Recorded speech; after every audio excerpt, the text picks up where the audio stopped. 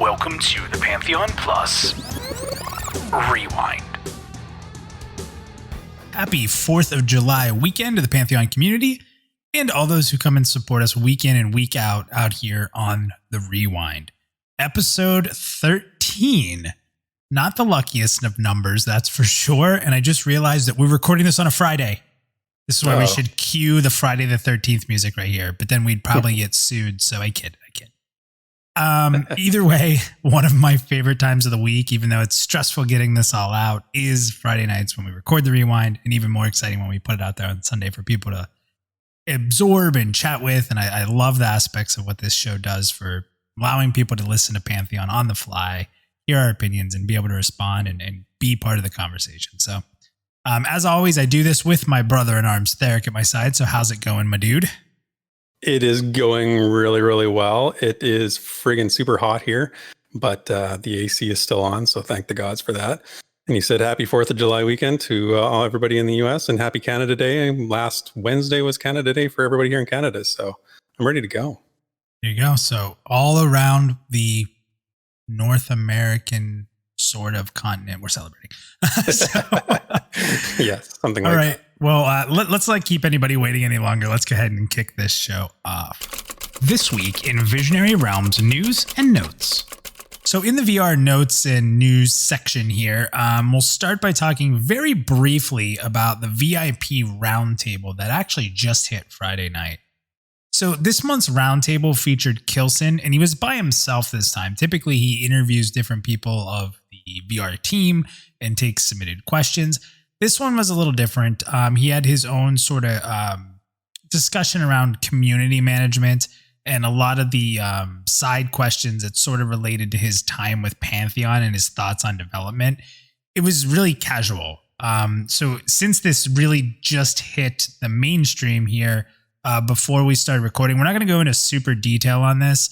But again, it's a very relaxed roundtable where he's sort of just chatting with the VIPs. It's really, really casual. But there is some good stuff in here. So if you have some time to do so, check it out. But it's honestly not a whole ton to talk about that's going to be groundbreaking here on the Rewind anyway. Yeah, I didn't even get a chance to listen to it yet. I kept meaning to all week. I had it on my to-do list, and then I just never got to it yet. So it'll be news to me as well. Yeah. So check it out. I mean, there's some stuff in there, and throw some comments into the YouTube video here or on Twitter if there's anything specific that really stood out to you guys listening. So let's move on to VR on Twitter. So the first thing that we're going to talk about here is a near and dear topic to my heart that people are probably sick of hearing me talk about week in and week out. But the question on Twitter was, do you color coordinate your armor in-game? Or are you more of a stat chaser and could care less about how you look? I found this interesting. Color is spelled, I refer to this as the Canadian way with the 100%. U, right? But this is Kilson. So in Australia, do they spell color wrong there as well? Or Yeah, I think they use the British, sort of British English there as well. It's a former British colony, as Canada is as well. Okay. So that's, I didn't even notice that, but you're totally right. We're in America here. We're a former British colony as well, but we all know how that went down. 4th of July weekend. Broke away. 4th of July weekend. Yeah, that's right. There you go. How appropriate. Is that why you spell color and center wrong? Like those two words drive me crazy. Wrong in quotation marks. I love it. Listen, that's how it works. Okay, so anyway, let's get back to the topic here. Do you color coordinate your armor in game, or are stats more important to you when you can care less about how you look, basically? Okay, so the first one here was Basgrim. He said, I mean, when you really get down to it, looking like a badass so you can show off to your friend is really the only reason to play MMOs. I love that. I thought that was a really good take. Definitely. Yeah, Elisera, who I love her. If you guys like WoW at all, check her out. She's going to be doing some Pantheon streaming. She's so fun. She's so happy and positive. It says here, stats are more important, but I might have a walking around set of gear to look cool in the city. Drac Attack says, always a stat chaser, but I do like collecting sets of armor. Disposalist says, both. I will pick the best looking stuff that has relevant stats and use appearance slots or dyes as necessaries. But then he made sure to put here in all caps, no dumb cosmetics, because that's where we always end up. Someone bringing up a bunny uniform. Anytime we talk about transmog or dying or looking, it's always a bunny. people hate or bunnies. Unicorn. People seem to get locked into the bunnies and the unicorns. I don't know what's up with that. What game are people playing where everyone is running around as a bunny and a unicorn? Isn't there like a My Little Pony MMO that maybe there's a deeper rooted issue here. Yeah, maybe there's a deeper rooted issue here that there's a lot of people in the community who like accidentally found themselves stuck in the My Little Pony game. But what if the bunny costume had really good stats? I mean, where does that leave us then? What if you had mad climbing skills and hopping ability in that bunny? What if you had to just put it on for like a moment just to accomplish something and then you could take it right off? You're in the middle of a raid. Okay, everybody, put on your bunny outfit so we can get past this part. Oh, that would be the greatest thing ever. It'd be kind of funny, actually, yeah. Oh, I kind of support that now. So many people would be so mad, but just that anger would make me laugh so much. Did you guys, the climate, like there's a climate. Did you bring the bunny outfit? BR, I hope you're listening. Nobody screenshot this. Vandrad. I just picture Vandrad being really his whole character would look angry wearing a bunny outfit to get through something. It'd be great. It's like the evil Easter bunny or something. Yeah, it's like a Donnie Darko bunny. That's Vandrad. Yeah, that's exactly what it would be.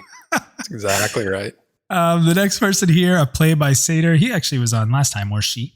When the item design is good, prioritizing stats for the class spec can result in looking very cool. With that being said, how good are set bonuses versus raw stats? There's a million variables here, getting in depth. JJ Paderia says, kind of both. It's an RPG, so stats and numbers matter, but it would be nice to have great stats and look badass at the same time. Brimstone Gaming, looking cool in video games is everything. You know this. I love that. Dave Pryor says, I'd like to think that the design team with basically bear this in mind when making sets. But this is basically endgame that he's talking about. Having mismatched armor is sort of a rite of passage. You should look increasingly godlike the more you accomplish. No level 20 should look epic. I can get behind that. That's a reasonable way of going about it, I think. Yeah, I kind of do. Okay. You have to work to look good. Yeah. No, I'm fine with working, so I'm okay with that. So Jim says, usually I do, but I'm really trying not to look bad rather than to look good. I really like it when EQ came out with the appearance tab, a set of armor and weapons so you could maintain the look you liked. That's a great way of putting it, like trying not to look bad. Mm-hmm. Yeah, just trying to survive the fashion quest. I'm happy you brought that up because there's some good comments coming here about that.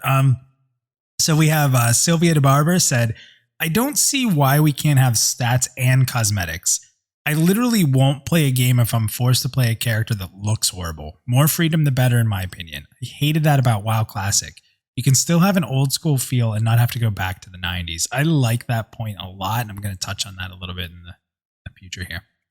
The next one, Gamer88 says, color coordinate your look is half the fun in MMORPGs. Look at the success of Final Fantasy XIV and other games who have robust armor customization. A lot of players only play for that feature. I hate when games have full body outfits of armor. Important an instant uninstall for me. Wow. Yeah, he's pretty hardcore. I love this one. Retired, who's a great streamer. He actually streams a lot of ESO, but Retired's a really, really good guy. He says, fashion per second is endgame, brah. Yeah, one line, all he needs. You can't use FPS, though, because FPS already exists. You have to figure that one out. Al Gamer says both, but stats come first. Sir Charles says always stats first, but it doesn't hurt to look good. Jay says, armor dies. Then I can do both. I can't pronounce Architestra. Oh, I think I got it right. You got it. Yeah, first try. Good job. Architestra. Totally. All right. I favor ESO's Transmog and Final Fantasy's Glamour system. You can apply the styles and gear you've procured over your real gear, can mix and match, and dye it different colors.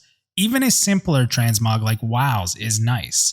Looking like a mismatched mess breaks immersion for me. So I agree with everything they're saying there, but they threw in that last part. That makes me mad when I hear that. Yeah. I just like the line, a mismatched mess. I think that's a good way of putting it. Yeah. Yes, it is. We'll talk about it here. Aiden McDonald said, stats, please. This ain't no fashion parade. Well, listen, Aiden McDonald, it is a fashion parade.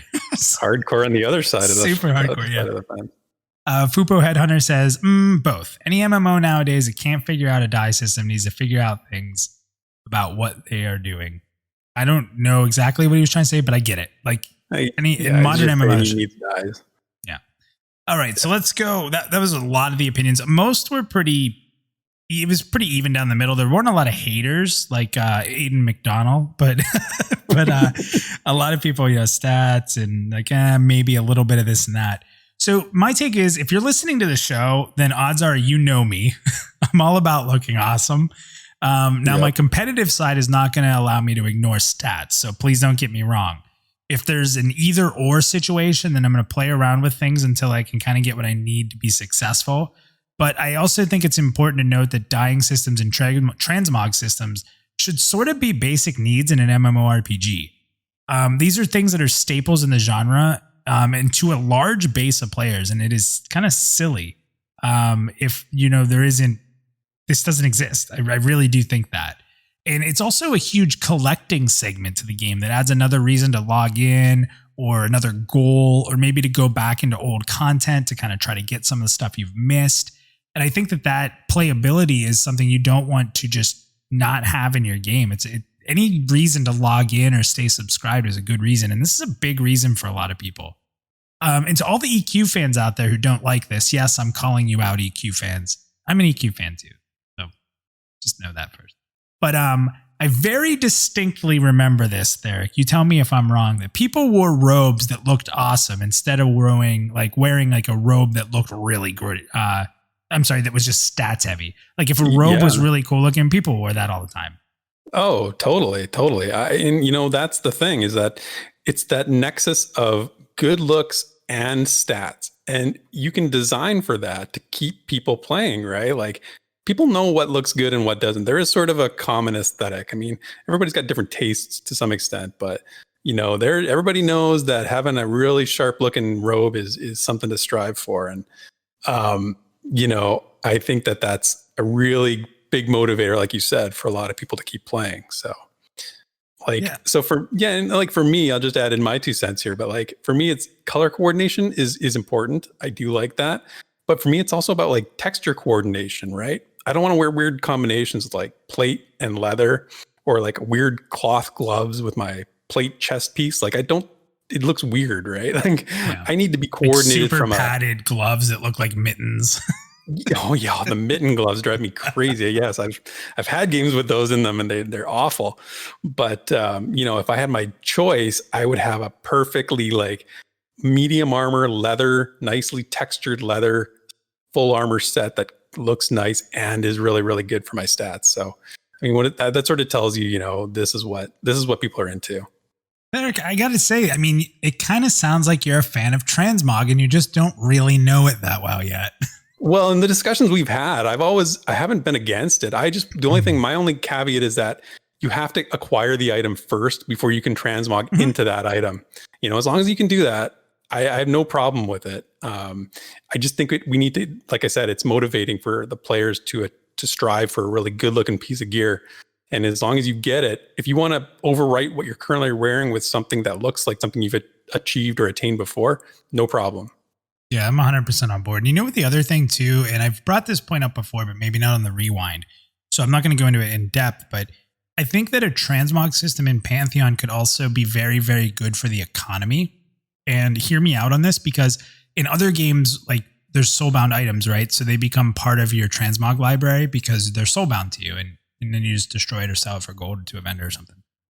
But in Pantheon, we know that there's not going to be a lot of soulbound gear. It's going to be tradable. So if you want something to be living in your transmog library, it would make sense that you would have to sacrifice it or some way to your transmog library, right? Because otherwise you could just like trade stuff around to your friends and just fill up your log and then sell stuff. So it could be a really good way, if done right, to take items out of the economy, which means that items would hold more value. And I don't think a lot of people are thinking about that side of it. And while I do want to look pretty, and I do think that's what's most important, I do think that this side effect of how the system could work could be a massive positive for the community and the economy. Yeah, it can serve numerous purposes, right? I've seen that discussion on forums like back a little while ago, and it's totally true. You do need a way to get items out of the economy to continue to cycle and make the economy grow and a living thing, right? So you're right. It's a great thing. It could serve multiple purposes. So I'll stop there because we could do a whole show on transmog, and you guys know that about me. So interesting, Theric. I didn't kind of, as much as we talk about transmog, I never got a real feel for where you are. It sounds like as long as you're earning it, you're fine with it. And I like that. I'm actually yeah. So the next one here, I'm calling you out, VR. Kilson, calling you out because I know this is you who does these questions. You said, do you like solving in-game puzzles? And if so, what type of puzzles do you like best or consider the most enjoyable and challenging? Well, Kilson, you posted the same exact question on April 30th. This is a repeat. And now that we're doing the rewind and looking these over, I'm like, wait a second. We've talked about this before. Maybe it's like whatever, 4th of July for you, July 1st for me. Maybe that week is in Australia too, because that's where he is, right? So maybe he's taking the week off and like this is his one gimme that he gets to sort of recycle an old question for his job this week. I don't know. Kilson, I see you, Kilson. I see you. So I'm not going to go into it. We've already talked about this, so I don't want to jump into it again. We already know that people don't like jumping puzzles. That's what we learned, if I remember correctly. Yes, we learned that, definitely. No jumping puzzles. And I will just say one more time, if any puzzle or quest, this is kind of a side thing, if any puzzle or quest is also a escort is involved, I hate it. I hate anything that has to do with escort quests or escort anything. So there you go. Throw that out there in our free time here. So that's it for VR news and notes this week. When the Pantheon community speaks, we listen. So let's dig into social media and see what the discussion is all about. Okay, so this week I wanted to go a little deeper into a discussion that we actually had last week about player reputation. So if you recall, it was the Twitter question that VR asked last week being, how important is reputation to you in an MMO? And we chatted about this during the show and during the chat as well. And it leads to the inevitable question of how reputation is actually handled within the game itself. So over on the forums at Pantheon.MMO.com this week, Starblight asked that very question. He asked, reputation, how do you track it and how many people do you track? And here's the text of his post. He says, Kilson's post about reputation and people's responses got me thinking about how people keep track of reputation. Not only how, but how many people do you normally track? I find it interesting how important people seem to think it is. In EQ, the only game I've played that I've even come close to tracking other players, I think I had 1 or 2 people on my ignore list. I know I added people to friends lists that I liked, but even then, the list was pretty small, like maybe 10 people. When I think more about it, I never really tracked players. Definitely not what I would consider reputation tracking. If the game gave me a dedicated area to track people, I think I might use it. I doubt I would use it for negative reputations because I see no reason to track people I don't like, but rather I would just ignore them. So Starblight had a couple of ideas, like in-game things, tools that maybe people might be interested. So he just sort of threw these out there. He said, a place for notes, a place for screenshots, like of the character or like a situation that you've been in, when they last talked to the person, maybe the history of the conversation, when they were last grouped or what zone they were grouped in, and like the last trade or whatever that trade was, if they made it with somebody. So what basically he's saying is that, is reputation tracking just a process you do on your own, like outside the game on paper, or is it something that there's an in-game tool that could assist with? And before we get too deep into the weeds here, it is important to note that VR clearly stated as recently as like December of 2019, that Pantheon, and this is a quote, will not have a rating, reputation, or ranking system. We've made this very clear.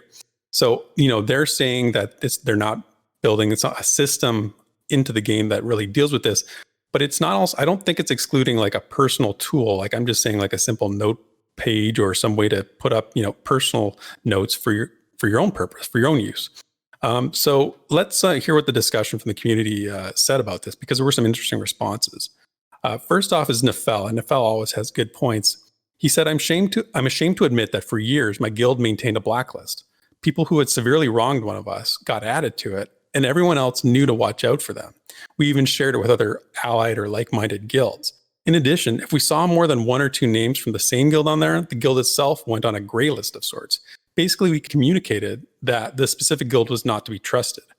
On the flip side, for a while in EQ2 and Vanguard, we also maintained a wall of awesome. The idea was that if players ran into somebody else or who was just really great, they could add that person's name to the list and everyone in the guild would know. So those are really good points, and I'll come back to one of them at least in a bit here. Counterfletch said, aside from the standard friend ignore options, the only game I track other players in is City of Heroes. It lets me rate a player from 1 to 5 stars and write a note.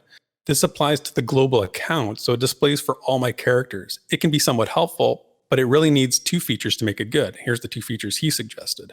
Number 1, allow me to rate someone multiple times and then show me the average. Many people have like good or bad days or behave differently based on the team, so averaging my ratings would give me a better overall impression of that person. And secondly, automate notes to automatically record when I'm teamed up with somebody, including the name of the character I was on and the other players, and the name of the other player. I like to record the date, names, and a brief description just so I can jog my memory. Hokanu said, if someone is going to annoy me enough to warrant this kind of thing, they are well and truly locked into my memory banks. Yeah, so it's kind of funny. If somebody really, pisses you off, it's like, yeah, I kind of remember that person too.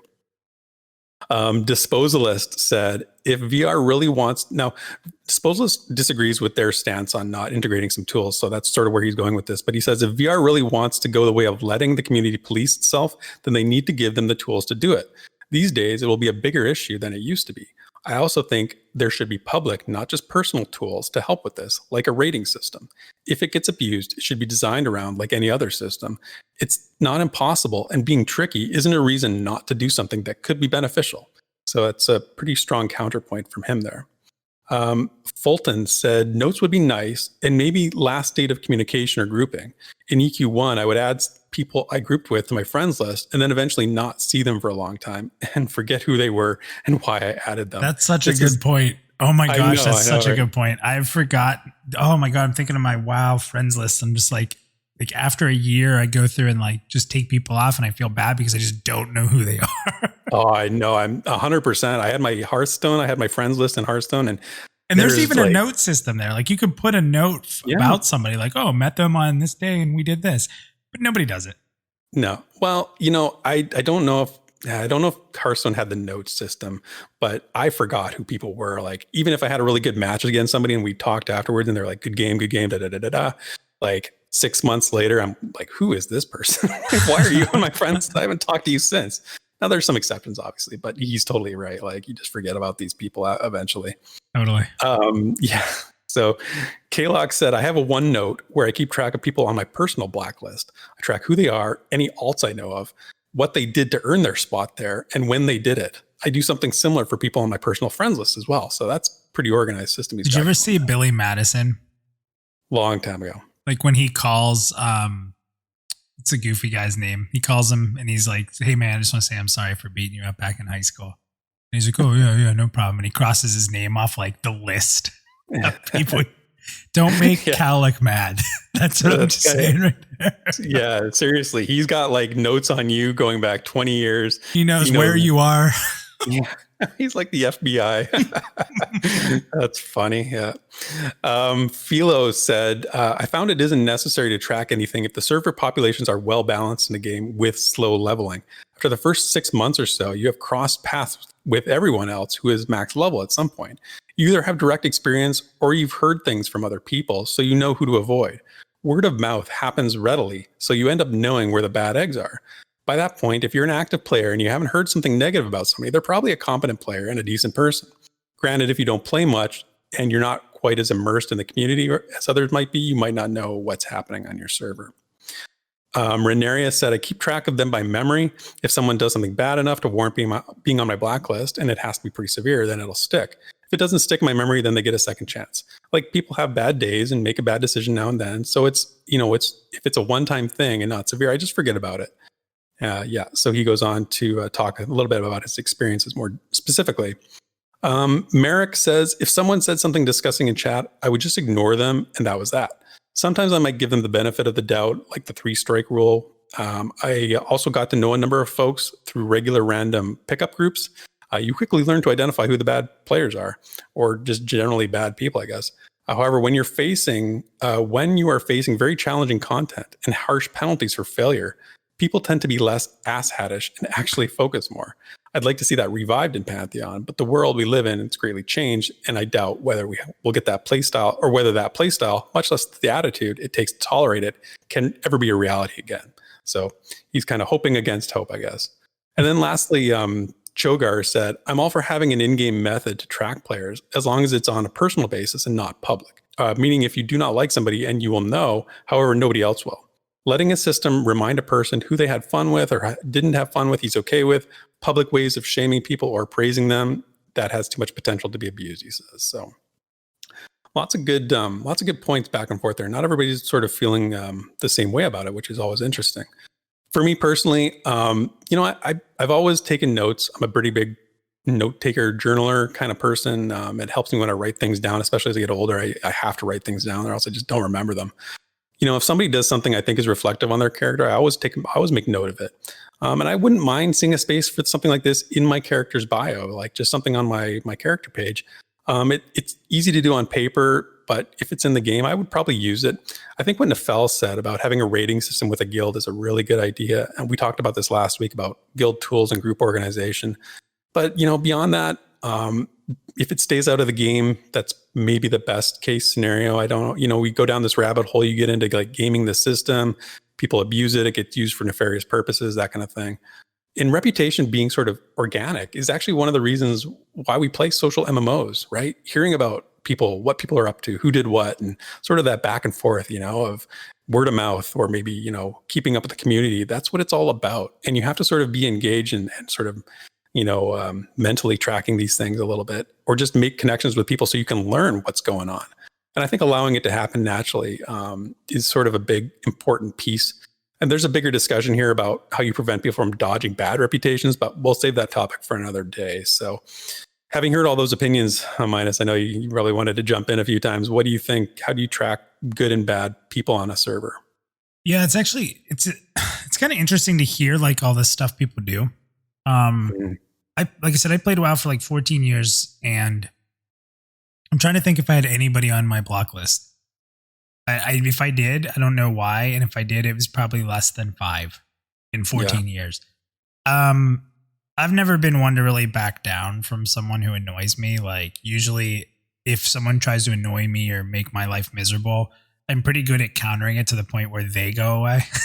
So when I become the best defense is a good offense. Yes, I won't lie. Sometimes I become when I was a kid in high school, without going like crazy into detail, I was the kid who was like the punk rock kid, crazy colored hair, piercings.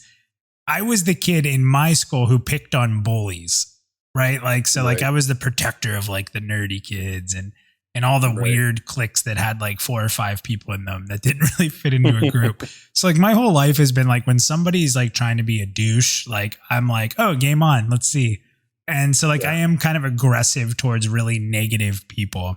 And you can kind of see that in the Pantheon community. I'm not going to lie. Like I'm not fighting for the nicest human being in the Pantheon community title here.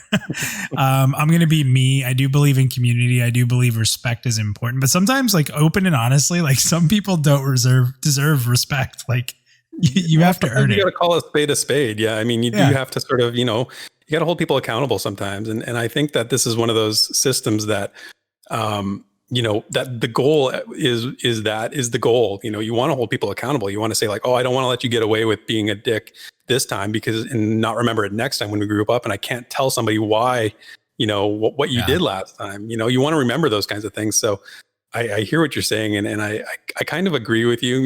I think that the purpose of doing this has validity.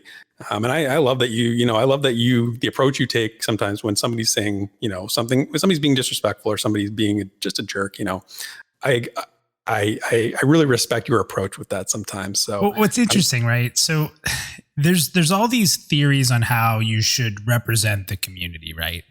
Like, and I've gotten into debates with very prominent members of the community, of the content creator community, of just, the Pantheon community in general. And people will say to me like, oh, well, like you're one of the face of content. So, you should act a certain way. Well, number one, I never asked to be, right? So like, I get it. I get that you make a lot of content and people are going to relate some of it to you and you'll have fans, people who hate you. That's not my goal. My goal is to spread the word of Pantheon. Like, I want people to talk about it. I want people to have discussions. And then like, there's this whole thing of like, ignore the bad people and they go away. That's not how life works. Look at the news. Like it doesn't work. You can't just ignore them. And when we say the words community matters, like, it matters on both sides. Like, you have to be able to protect the community too. And I'm not saying like I'm this holy knight protecting the community and that my opinion is always right, because that's definitely not what I'm saying. But if someone's being a douche, like call them out for being a douche. And that kind of goes back to this whole system. Sorry, I'm kind of really getting off track here with this discussion point. No, it's all good.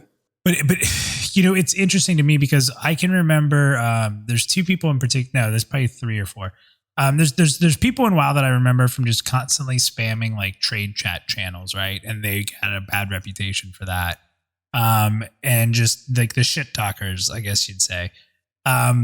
But like, again, they never got to a point where I felt like I had to block them, because if they came at me, they were the ones that were like backing away or calling me a jerk. It just made me laugh, right? Like you're a black spot on the community and you think that you're going to offend me by saying I'm a jerk. Like, come on. Yeah. But yeah, I've never kept track. And you know what it is? I was thinking about it the whole time you were reading, and some of these people had some great points. But I think as a guild leader for a majority of it, like I was constantly trying to recruit and know people, and we had like guild alliances and stuff. So like, it was just kind of natural to know who to stay away from, who to, pursue. And really the people that bothered me most were people who caused problems in the guild that I had to get rid of more so than people outside of it. So it's an interesting topic. One of the things I'll add is somebody talked about making notes in the game. And in WoW, there was an add-on that was like a Post-it note add-on. Like you could literally put Post-it notes on your page, and like there were tabs down the right side of your page to pull them out. Now, I didn't use it for this. I used it for taking notes during raids, or having very specific notes I needed about raid encounters to remind me of certain things. But it would be really interesting if they had that in game in some way to take notes, and then people could use it however they wanted. So Pantheon VR wouldn't really be making a system they don't want to do, but they could give people a pretty neat tool. Yeah, like a multi-purpose system, not made specifically for reputation tracking, but for people to use as they see fit, right? If that means taking a note or writing something down, I just had a really good group with this person. They did, they know what they're doing. They're a great, enchanter. They're a super nice person, that kind of thing. I think back when Nefel said too about the wall of awesome, like that's the kind of good stuff that you want to promote, right? Like it's not always about the negative stuff. It's about keeping track of, because I forget when somebody does nice things. I mean, unfortunately, I'm not like a super computer and I don't remember everything, but people do nice things. And sometimes I'm like, oh man, I forgot that person did that a long time ago. And I want to remember those things, right? So I think it's important. And like you said, as a guild tool, you need to know who, if somebody's applying to your guild, what is their reputation on the server? What is their reputation in the community? Are they, have they offended? Have they acted poorly or been awesome? Like it's very helpful information. So let me add one more. Well, let me add one more thing here. So there was one tool I used in WoW that was really important, and knowing that Pantheon may not support like a lot of APIs to be able to pull data, like they've kind of talked about that you might not have access like you did in WoW and games like that, which is fine.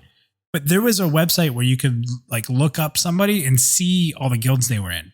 So you could see like people who were guild hoppers, like someone who joined a guild and like a couple weeks later they were out of a guild and then they joined another guild. So like you could see like their guild history. That was really helpful as a guild leader. Like when someone applied and we thought they were pretty good, I'd usually look at that. It's almost like on a resume when someone applies for a job, you see how long they stay in their jobs. So like that would be a neat tool to see like the player history. But again, then it's a tough thing because they also don't want to like create tools that alienate players or create bad experiences for probably a lot of reasons. So it's right. You got to be really careful. Yeah. So when me and Mike are taking applications for our guild and it says rogue, we just cross it right off. Like if your resume says rogue, you're out. Sorry. Yeah, I'm going to make an elf called like Elves Are the Greatest. I Love Legolas or whatever. And I'm going to try to infiltrate the guild so that I know what's going on. Good to know. I'm making a note of that right now, actually, believe it or not. Good luck remembering. Okay. Anyway, moving on. We've got a couple new members of the community who introduced themselves this week. So first up is OakenPage. So OakenPage stopped by the forums to say, "Hello, everyone. It's been over a decade since I joined any sort of forum for a game. It feels like it's been longer. I'm really excited to be here, and I look forward to browsing most of the forums and seeing what y'all have to say. I played WoW for about 6 years, vanilla to whenever Cataclysm released. So that is forming a lot of my experiences about what I'd like to see from an MMORPG. My main character was a druid who liked to heal, support, off-tank.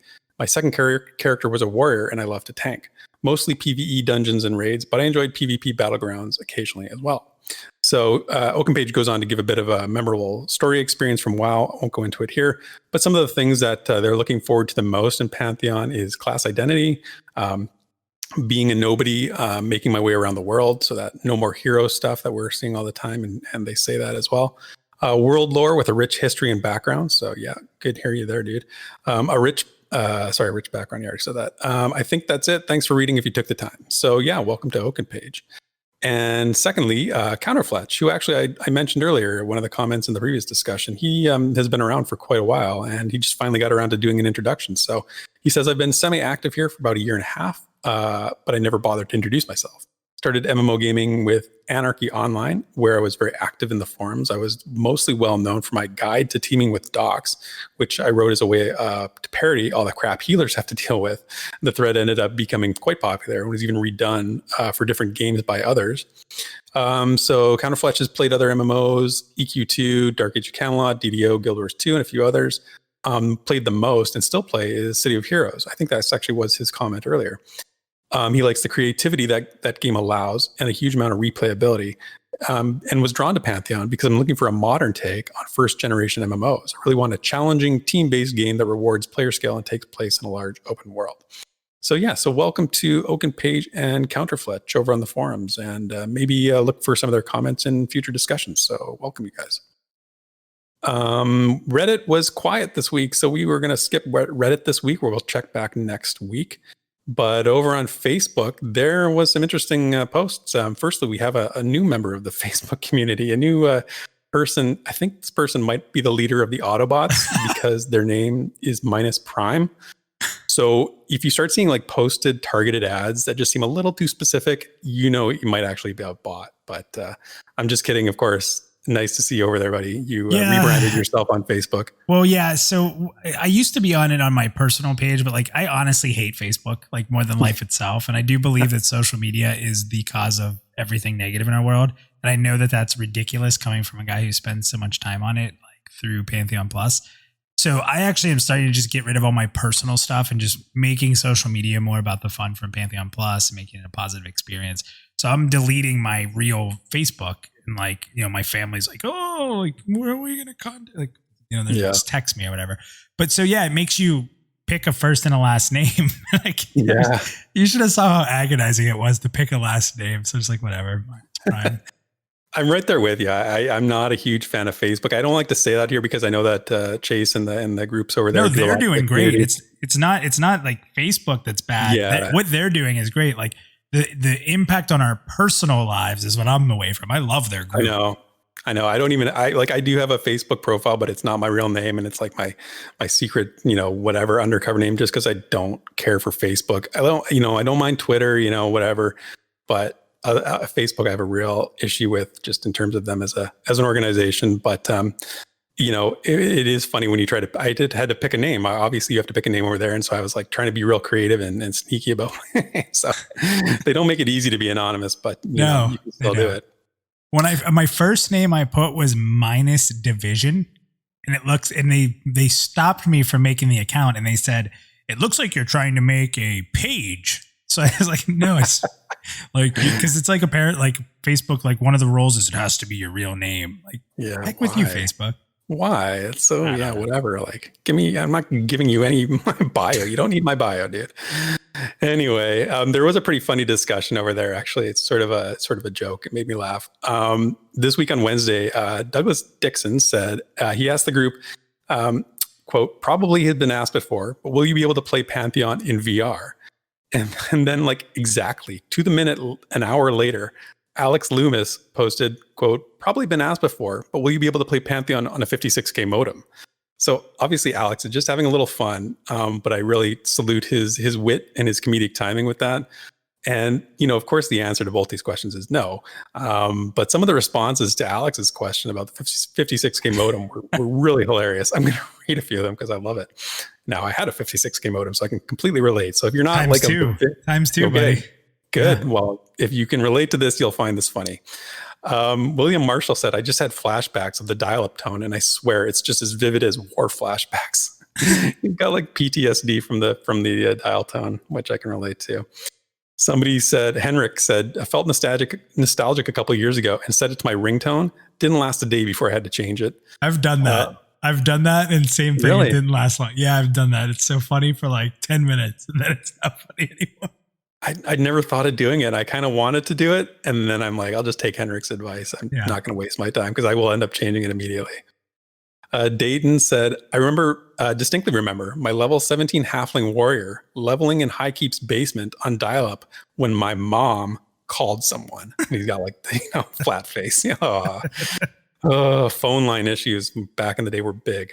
So Noah said, I remember when hitting the 56K modem was awesome because if you didn't, then you had a 33.6. And yes, I had that. Actually, I think I might have skipped it. I went from like the lower one below 28.8. Yes, that's what I had. And then I went to 56K. Well, the funny part about it is like what he's saying is like when you connected to the internet, you connected to another modem. So you could have a 56K times 2, for example, which was, all the rage back then. Oh, yeah. But then you get connected to a 28.8. So you'd have to like log off and then try to reconnect again. And I remember like spending an hour trying to just connect to a strong modem since I had a strong modem. But, I know, right? Like I'm not a technical person, but trying to get modems to work together was like something you had to be a wizard back in the day. And I think that's how I learned a little bit. Actually, Scott, the next comment here is really funny. It's sort of related. It says, of course, are you not already a member of the Pantheon BBS?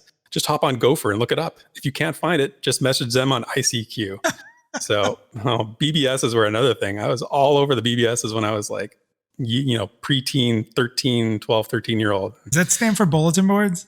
Yeah, bulletin board system. That's what I thought. Yeah. I was making sure. So the ones you dial into, and they had like the ASCII text, right? And it was like the most basic stuff you could think of. Yeah. Another good comment. Jason said, you better ask your mom before you tie up the phone line.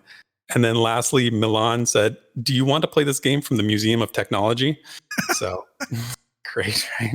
You know what's so funny about that? I think I've told this story before, but I beat Diablo 1 with my best friend on dial-up peer-to-peer. My parents were out of town and his parents were out of town. And we did a direct connect over the phone lines. And that bill we played all day. We got in so much trouble for the bill that came out to be. I cannot believe that my mom let me play like as much online as I got away with. Like if my kids tried to tie up her phone line like that these days, like if we had a phone line that was like a single phone line for the house, I'd kill them. Like I feel like, what are you doing? Get off the stinking phone line, right? Every kid in the world, the biggest enemy, somebody said mom called, the biggest enemy was your aunt. It was always your aunt. Your aunt, you're online, you get booted because your aunt called. Like, yeah, like nobody wants to talk to you. Stop calling. That's where the Karen thing started back in the day. Aunt Karen. Aunt Karen made a phone call and kicked me off Diablo. Those Karens killing us. Anyway, great. That's it for this week's community discussions. Let's talk content creator updates and new additions to Pantheon.Plus. All right, so this is where we get in and talk about the content added on Pantheon.Plus, what we're working on, and any other news or notes. So it was actually a pretty good week for content community stuff in Pantheon last week. So here's some different things that were added on Pantheon.Plus. First of all, Basgrim summed up his interview with Chris Chopper Perkins into a smaller, sort of easier to digest video, breaking down sort of the key moments of the stream. So rather than having to watch an hour-and-a-half video discussing LAS and how like buffs will function, which was also brought up on there, he cleaned up the whole like interview, which was an hour and a half, into like 17 minutes roughly. So, and he also gave some extra detail and discussion. So it's a good way to follow up on the video if you watched it, or if you just were sort of hesitant to watch a longer video, you can check that out and get most of the details. And as always, since we're talking about Pantheon.Plus, you can just jump on the website, hit the Basgrim logo at the top, and that'll take you to his most current video, which will be that one. Nathan Napalm put out a video very early last week, and it was out before the rewind, but not in time for our recording. So we sort of missed announcing it. So I'll give you guys a heads up now. You can check it out on Pantheon.Plus as well. But it was about world scale and new zones. And he really was hitting on the whole Black Rose Keep thing and how they were just able to move it into a different area. So he had a lot to talk about that. So you can check that out on the site as well, or on his YouTube page, as always. The brand new Pantheon VIP roundtable that we talked about was added as well. So again, if you want to kind of look into it in more detail and listen to some of the things that Kilson's been through and some of the things that he works on, you can do that as well there. We added last week's rewind. That could obviously be here every week, so I won't just keep repeating that the rewind from last week is up, but you can check that out there. And finally, we actually put a video out that I'm actually put a lot of work into, and I was actually pretty proud with how it came out. And I got to be honest, the script on this one was probably one of the more challenging ones because I just kept doubting what I was talking about, and I wanted to clean it up more. So this script actually took me probably about a week and a half. So anyway, the whole purpose of it was on LAS. And because of Basgrim's video, obviously, with Joppa, I felt like Basgrim was sort of in the middle of like LAS or UAS, like which one he was kind of favoring. But I felt like maybe he leans a little bit more towards UAS. So I just really wanted to put something together to talk for LAS, like to make a straight up video that says, listen, I like LAS, here's why, and to me, this is the only way to go. So it's a very opinionated video. So to me, it's just, that's it. It's as simple as that. Like when you watch it, no, it's a one-sided video and this is why. And then of course, let me know if you disagree, but you can check that out on Pantheon.Plus. That's our newest video currently.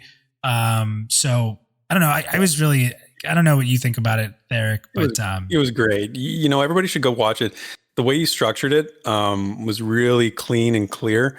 In the comments, when you go check out the video and you look in the comments, I think you'll see that you did such a good job of sort of conveying your point and making the argument that you were trying to make, whether you agree with it or not, whether you agree with your, your take on it, which I do, of course, but there are, of course, other arguments for it, but it was just a really nicely put together video. So all the work you put into that really showed.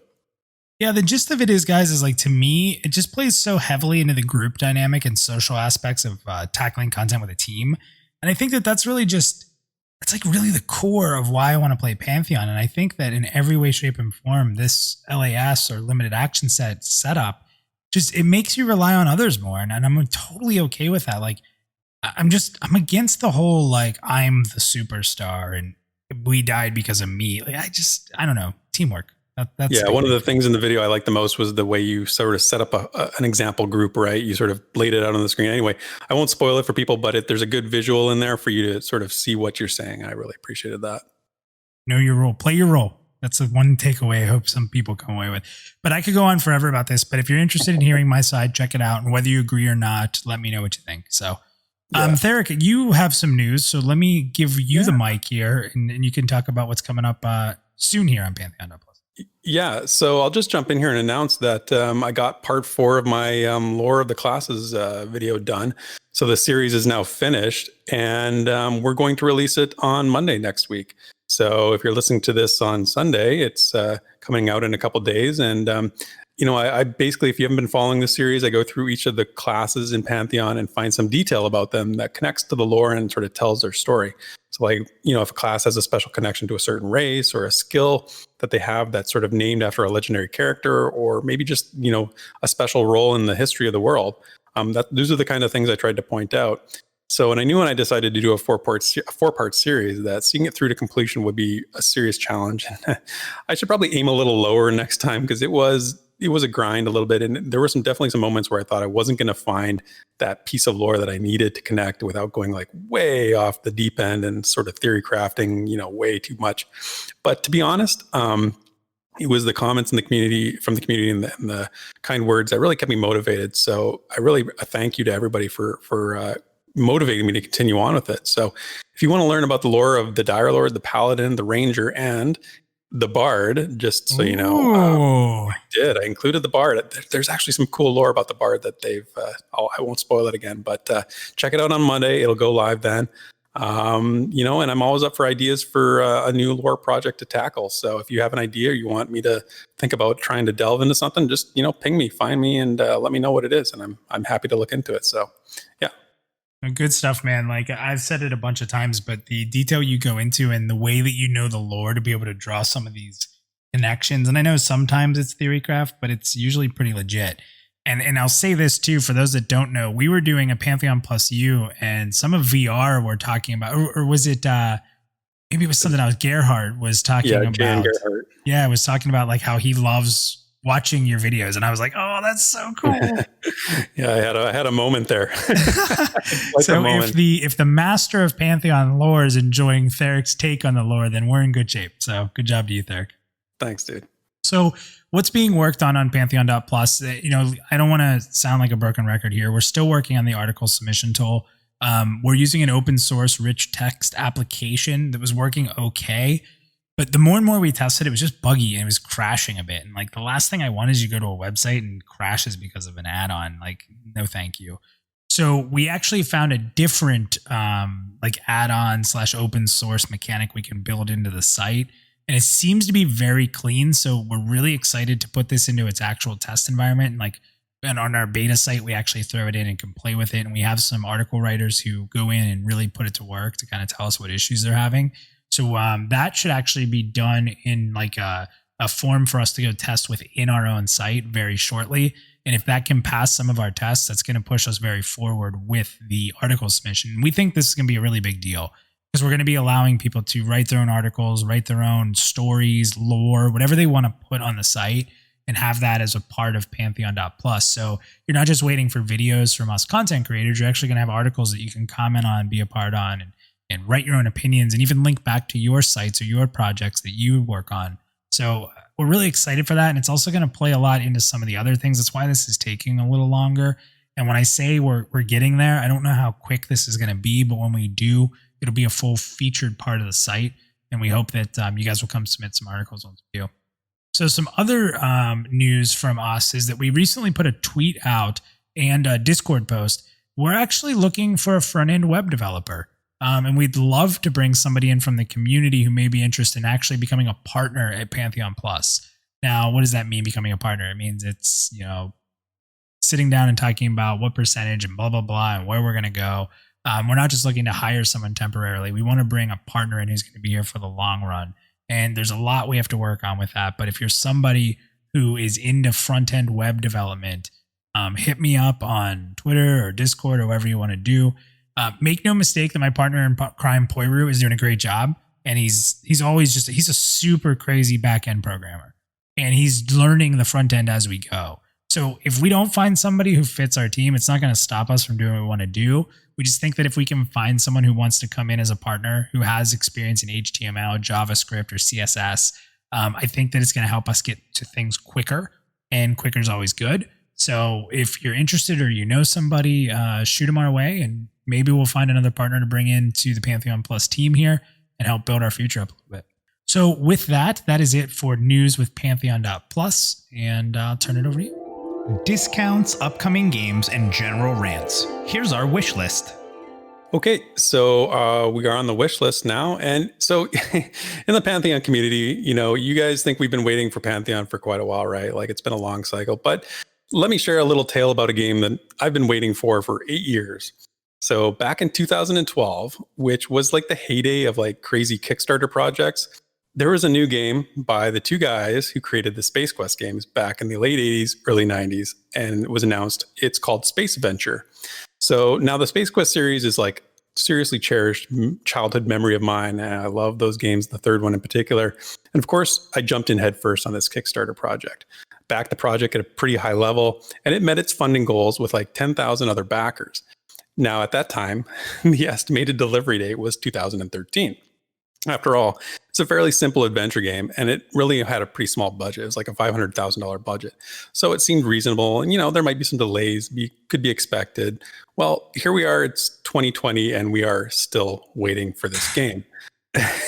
I love Space Quest too. So, and I heard about that. That's crazy. Until you brought it up, I completely forgot about that game. You probably are better off for having forgotten about this game because I don't know how anybody, like, I've kept a very casual eye on the comments section on the Kickstarter project page, mostly for laughs, because it's been a running joke to detail all the life changes that people have had since backing this project. Like, people have had kids, they've grown up, they've gotten jobs, you name it, they've got married, everything. So I'm a pretty patient person, but honestly, 8 years for an adventure game is seriously pushing it. So of course, I'm thinking probably the project's dead in the water. Who knows? There might still be a glimmer of hope. There have been updates from the developers. They're vague and they're pretty infrequent, but last month, so in June, we actually got an email that stated it was going to launch in June. And nobody here really believed it, or at least the people in the comment section, and myself included, sort of took it for what it is. And of course, here we are in July, and the game hasn't been released. It hasn't launched, but the developers saying they're going to do some testing, and then now they're saying it's going to come out this month in July. It's one of the most bizarre adventures I've ever experienced, waiting for a game to come out. But it's kind of ironic, actually, because if you ever played the Space Quest games, Roger Wilco always managed to sort of fall ass backwards into saving the day. And if SpaceVenture does ever get finished and it's halfway decent, I will consider it a misadventure for the ages. So if you guys are listening, if anybody's a fan of the old Sierra adventure games, and this game does see the light of day, I'm gonna hype it. I'm gonna talk about it here on the Rewind, and I'll let you guys know. So you don't have to sort of torture yourself for 8 years like I have been with this game. So I will give you a way to wisely spend your hard-earned money instead of on crazy Kickstarter projects. Mine is, I was so inspired by your wish list last week that I actually followed through and I got the Xbox Game Pass. And you're so right. Like $1 for the first month, and the access to games you have is crazy. I downloaded and I played No Man's Sky, which I've had on my Steam wish list for a long time. So I got the tutorial planet done, and then I went and discovered my first planet, and I promptly renamed it Terminus. So, if I'll do anything to experience Pantheon early, maybe this is something I can try and make into like a Terminus type world. I don't know. I've enjoyed the short time I've had with it so far, and I'm definitely going to keep playing it. I actually read this today that Fallout 76 is coming to Game Pass next week. I've been a fan of the Fallout series forever. And I wasn't going to do this one though, because for a lot of different reasons, for whatever, because of the game doesn't seem to be getting all that good reviews and doesn't seem to be that great. But if I can get it on the cheap, I'm going to definitely give it a shot. I know Micah was actually tweeting about it today or yesterday or something. He's been playing it and really enjoying it. So I'm going to try it, but now I just have to figure out which my other monthly subscriptions has to go so I can make room for my ongoing Game Pass subscriptions. So yeah, Minus, what's on your wish list this week, man? Well, I'm happy that you got the Game Pass, because now I can make you play games with me every once in a while. That'd be good. Totally, I'm in. So, yes, I hyped up the Game Pass, but I too bought the Game Pass after discussing it on the wish list, and I downloaded a bunch of games. So the main reason I downloaded it, or like subscribed, I guess you'd say, was for Plague's Tale. But like I haven't even started that yet, because I downloaded it and I've been downloading a ton of other games, right? So I played a little Streets of Rage 4, and let me tell you, that brought back the feels. The only thing I wish is they had Skate back. I think Skate was in the second or third one, and he was like super fast and had the skate, like the rollerblades on. I really liked Skate. He was awesome. He's not in it. And Axel's looking pretty chunky. Like time has not done well at Axel. But I also downloaded a few others I haven't tried yet, like Hellblade. I've heard a lot of really good things about, so that's on there. That's like a huge story-driven game. Yeah, I want to play that one. Yeah, Power Rangers Battle for the Grid. So I just remember the old SNES Power Ranger games. I'm like, oh, if this is like, apparently it's a fighting game, but I'm like, it's free. I'm going to try it. Whatever. I started laughing when I saw it. I'm like, oh, downloading. We were having some fun on Discord the other night talking about these games. You were sharing screenshots and we were having a good time sort of, reliving some memories and laughing at some of the games that you were playing there. Yeah. I mean, some of them were stupid, but it was so much fun. However, even with all these games floating in my library now, and I will play Plague's Tale, I promise you, but the game that really hyped me up and I played for a few hours is called Bloodstained: Ritual of the Night. So the game is described as follows. I'll read you their exact quotes here. It says, Bloodstained is an exploration-focused side-scroller action RPG packing all of the best features you've come to know and love from the Metroidvania genre into a single content-packed game. Ooh. It's a lot of stuff. Play as Miriam, an orphan scarred by an alchemist's curse which slowly crystallizes her body. And in order to save herself, and indeed all of humanity, she must battle her way through a demon-infused castle summoned by Cabell, her old friend, whose body and mind has also become more crystal than flesh. Wow, you're really into this game. Yeah, so maybe the story doesn't sound that great, but the first part of the explanation is alive and well. In my short time playing, I've gotten very heavy like the GBA Castlevania games, and that's a really good thing. So like everybody always talks of Castlevania Symphony of the Night, right? And that's like the big one. But the GBA had better games, like more advanced leveling, more weapons, more depth. And the GBA just had some amazing Castlevania games. So this game has a leveling system, an ability collecting system through killing of enemies, very similar again to some of the GBA games. The abilities can also be leveled up. It has what appears to be a pretty deep crafting system from what I've seen. I just really can't rave enough about this game. For the genre, it looks amazing. It feels great. The different weapons I've tried so far have all given me a different feel for combat. And also with like multiple ways to use magic. For example, you can use the right stick on a controller to aim your magic and then cast it. So like you can shoot fireballs like in any direction you want, which is actually pretty cool because it gives you accuracy that's sort of needed for hitting enemies like hiding around a corner or like higher or lower than you. And you can use it pretty strategically. So I just think the control and the different weapons in the game are really good. So I really can't say enough about this. I really highly recommend checking it out. It is an indie game that was a Kickstarter backed game. And it's on the Game Pass if you want to give it a go. So from anywhere from $1 to $5, you can pick up this access to it this month and play a bunch of other things. It's really hard for me to recommend picking up elsewhere when you can get it for $1 to $5. But if you're, and also like I'm starting to feel like I'm a paid advertisement here for the Game Pass because I've been talking about it recently. We'll get off it next week, probably. Yeah, we'll see. I'll play everything for 10 minutes and be done with it. But seriously, it's worth a couple bucks. If you are a fan of Steam, however, I did want to check. So if that's how you game and you want to own games outright instead of sort of renting them for a month or whatever, the game is on sale for 40% off at Steam, and it's about $24. So yeah, you can still. That sounds like a lot of fun. I'm gonna have to check that one out too. It's pretty cool. If you like that style of game, like the Metroidvania games, it's legit. It's really cool. Now the thing is though, is I need to play Streets of Rage 4 with you. So you need to download Streets of Rage 4 so we can 2-player co-op. So I'll do it as soon as we're done recording. I'm going to download it right now. All right, sounds good because I need help because I'm getting whooped in stage 3. So I can't promise I'll help you, but I'll try. It's so old school. Like you're going to feel old school right away, like being in the arcade. All right, guys. Well, that is it for the Rewind this week. We thank everybody for, again, coming out and listening. As always, please give us your feedback, give us your notes, take part in our conversation by adding to the points that you like or what you don't like.